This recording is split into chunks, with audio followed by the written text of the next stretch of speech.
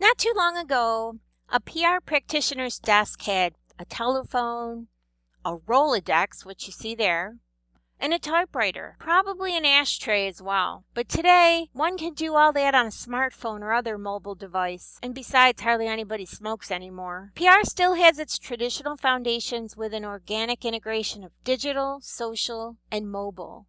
The communications part of PR is more distributed now, but earned media is still king.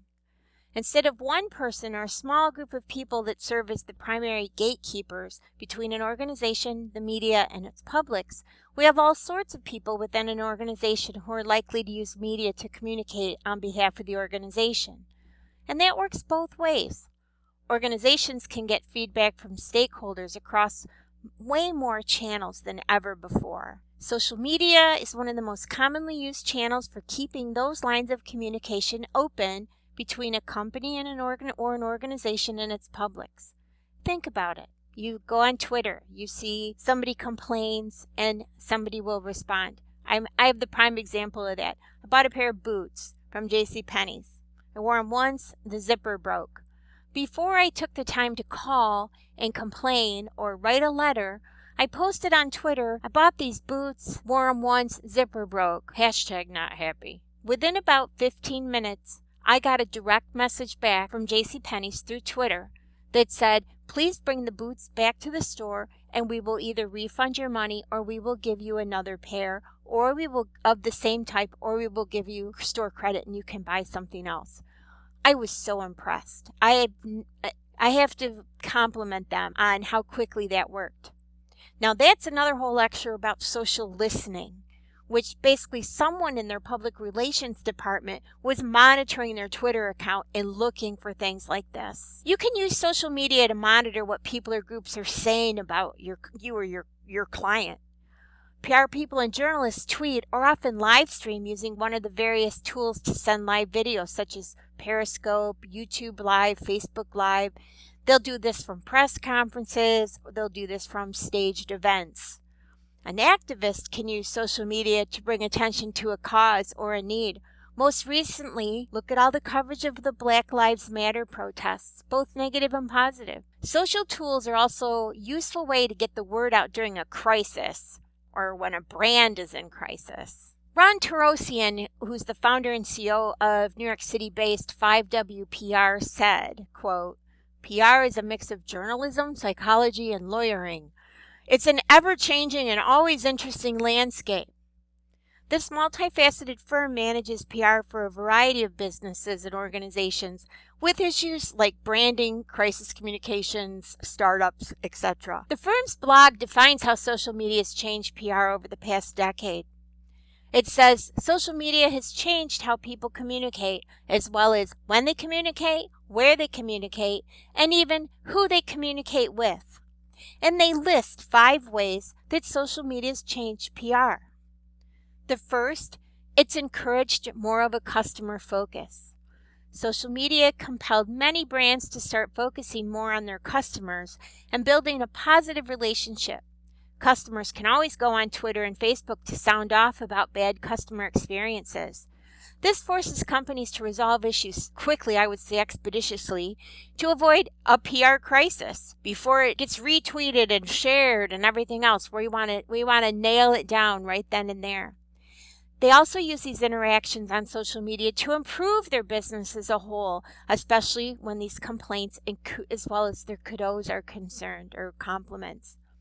It created the 24/7 news cycle. It's got its ups and downs, but it's on the upside, brands can deliver good news at any time and know someone's listening and ready to respond. It also provides the opportunity to give a play-by-play of a crisis. However, the 24/7 news cycle becomes a curse when bad news travels through the social media platforms and creates a PR crisis, which makes it even more difficult to recover from, clean up, and contain. It makes PR affordable for small businesses, and it leads to what's called integrated PR. Marketing experts jumped on the social media bandwagon before PR experts caught up and incorporated it into the good PR strategy. As a result, to work with social media marketing, PR experts have to integrate marketing concepts and practices with PR strategy to get the results. This integration can also cause a company with separate PR and marketing teams to avoid butting heads over control for their social media. And last, greater engagement. In the past, communication was just a one-way street where companies put out content and customers had no public avenue to easily interact with or respond to distributed content. Now, for better or worse, customers engage with brands and their content by leaving comments, sharing, and liking. This also helps brands know how effective content and ads are in reaching the masses and boosting visibility, as opposed to the past, where the effect of commercials and newspaper ads can only be measured in sales. Social media continues to have a strong impact on public relations and is probably going to continue to influence the ever-changing field. Here's a good case study. The Florida Department of Citrus decided that they wanted to increase sales in orange juice. Why spend a lot of money on advertising, remember that's paid media, when the same task can be achieved through a good public relations campaign, which is earned media? Specifically, the FDC wanted to increase sales of orange juice, and its target audience was millennial moms. But they discovered this was a demographic that was difficult to easily reach. So they hired Edible Inc., a food and beverages specialist agency who used the Centers for Disease Control, or the CDC, then pulled their data that showed the consumption of orange juice helps fight off colds and flu. So the agency developed a PR campaign using web banners and social media to entice these millennial moms to buy more orange juice, and it worked. Within a year, their sales went up 13%. Some of the challenges include false and unverified messages and a gauging of the credibility of sources. We've seen this happen a lot lately. When I talk later in the semester about ethics will continue to play a role in public relations because PR professionals are so often faced with challenges created by information being sent via telecommunications or over the internet faster than ever before. So they still have to try to continue to maintain credibility and veracity. I mentioned this earlier where public relations has moved into an integration with marketing and advertising. In this Venn diagram, I hope you can see it. The text is sort of small, but it shows how they often mesh. So you might want to pause on this a few minutes and look through it. Public relations has had its fails in the digital age. I want to show you a few of the top PR nightmares and what went wrong. Companies get into problems all the time. In recent years, we've had BP, we've had United Airlines, we've had Toyota. And in each case, the companies made it worse for themselves.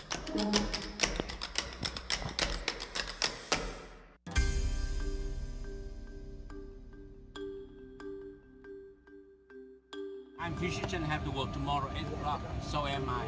Yeah. You can talk to slave, they want to remove it from now. The problem with United was the apology. The chief executive in a written statement said that he was sorry for having to re-accommodate a passenger. Now, that was inauthentic. No one uses the word re-accommodate in real life. It had clearly been lawyered. What they should have done is speak like a human being, recognize that they'd done something really bad to a customer and be truly, genuinely sorry for what had happened.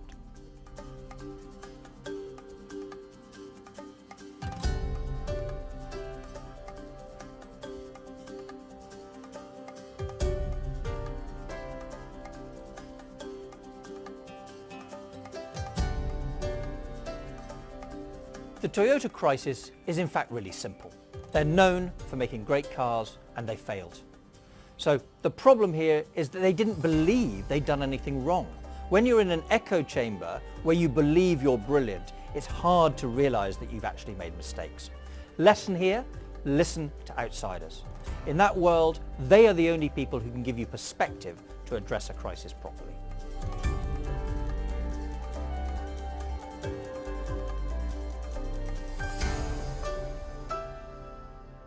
The problem with BP is that they couldn't extract oil safely, but they compounded it immediately with very bad handling.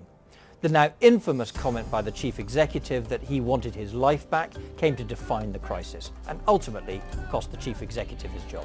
There's no one who wants this thing over more than I do. You know, I'd like my life back. The lesson? Be disciplined. The media are on alert to find slip-ups like that.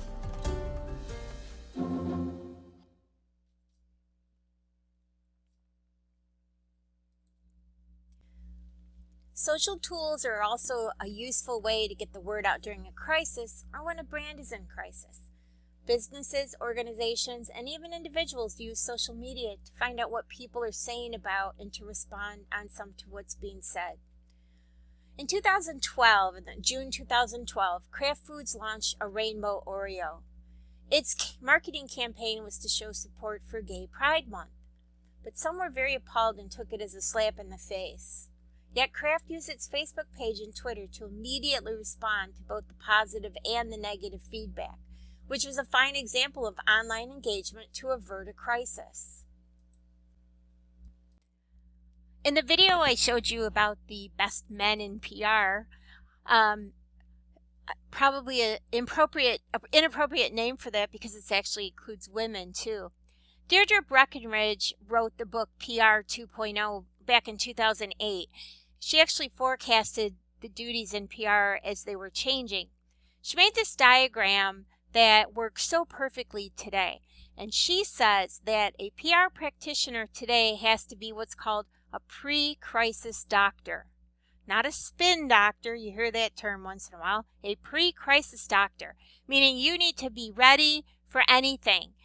This chart right here shows you a PR professional's responsibilities that will prevent a negative situation from escalating and getting out of hand. So take a few moments and look through this so that you understand it. And if you'd like, there's a link here that I'm sharing with you, but I guess you can't click on it because it's a video. I'll post it in Canvas. But that actually talks about 8 new practices for the PR professional. Very interesting if this is the direction that you want to go and if you want to go into communications. This is something that I've added in because I use this and do this all the time in my own career, and I think it's really important that no matter what field you go into, that you at least have an understanding of what this is. Marketing teams primarily use social media for what's called community management, and that's in bold in my notes. And it provides a direct consumer response for questions, complaints, comments, things like that. It's also used to what's called surface feedback, because that can help differentiate a client's brands, products, or service. Social listening allows marketing teams to prioritize and evaluate feedback from the public. And then this feedback is used to create more appealing offerings, both in the form of products and services, or content, and even advertisements. A lot of this information is passed on to marketing. Social listening actually goes beyond monitoring and replying to incoming questions or comments about one's brand. It's about pulling out or extracting key insights from social conversations that can apply to a company or a brand's overall strategy for their social media campaigns. I use this a lot in monitoring wildfires to make sure that the information that is being forwarded, and mostly in retweets, is correct. I try to stop basically what people might refer to as fake news from getting any farther than it needs to go, especially if it's incorrect. For example, if someone says, oh, Green Street is being evacuated due to the fire, but I know Green Street is not on the evacuation list, I will post a correction to that. And they won't know it's Marianne Schultz. They're going to know it's my client. It's whoever I'm representing. Social listening is listening, doing exactly that, monitoring, sitting there and monitoring Twitter, monitoring Facebook, monitoring even sometimes TikTok. Depending on what it is. If you're paying attention to a brand of clothing, you may want to watch what people are wearing in their TikTok videos. So it's a good skill to have if you want to go into public relations.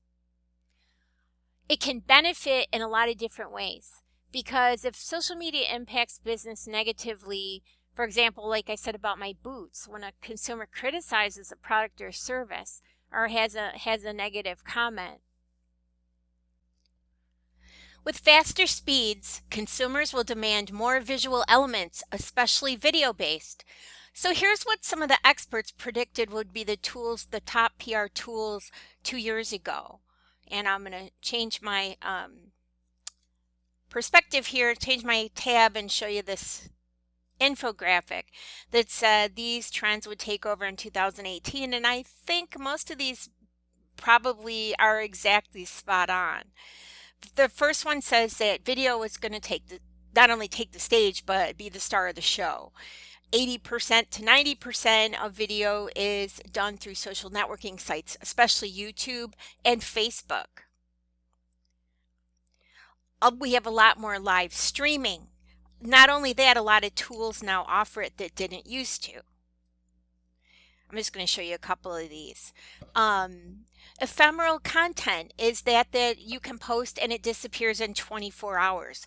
It can be very trendy. It can be for news. It can be for influencers. All kinds of people and brands are using this. Augmented reality, the popularity, not so much now, we don't hear as much, but the popularity of Pokemon Go and Harry Potter was huge for a while. And then chatbots, which I'm going to talk about in a few seconds here. But I have this link to this infographic and it's in the presentation, so I'll post it on Canvas for those of you who are watching this video and not seeing the presentation live. More news sources are online and using multimedia to tell stories. So it's really important, and I should say more visual elements, so that the more of those that a PR rep can provide, it's more likely a reporter is going to pick up that story for you. Because more content's consumed on mobile devices, whether it's Facebook, Instagram, Snapchat, and most recently TikTok, short form videos, what viewers are munching on now. Live streaming of all sorts of events has become the norm. You can live stream via YouTube, but most people still use Facebook Live and some use Periscope, which is owned by Twitter. Influencers and social followers look there. 360-degree videos. I'd like to show you one here that's one of my favorites. It's an oldie but goodie, but it's when Red Bull's team for Formula One racing decided to put this in one of their cars and do a lap of the track.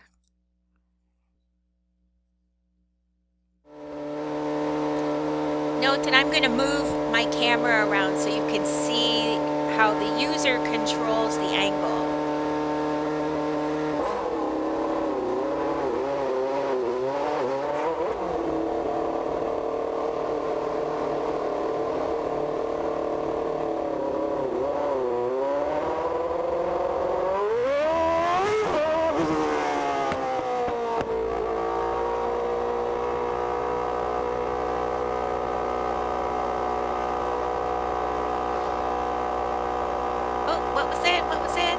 I'm going to turn my camera. I'm going to look backwards to the side. I want to see the people in the stands.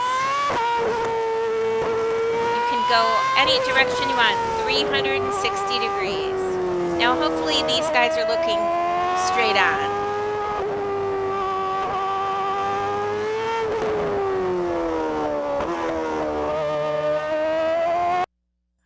There's also a lot of video influencers, especially on YouTube, that depend on live streaming. The other one that probably most of you know about is Twitch. And Twitch is really big with the gaming community, but it's also great for like musicians who want to break out and want people to find them. It's an alternative to YouTube, and it's also a great way people can make some money. Messaging apps have surpassed social networks. Facebook Messenger is used the most because one doesn't always need to be friends with someone. Anybody can send and receive who has a Facebook account. And even probably more popular than that now are what are called chat bots. These are programs that are built to automatically engage with a received message.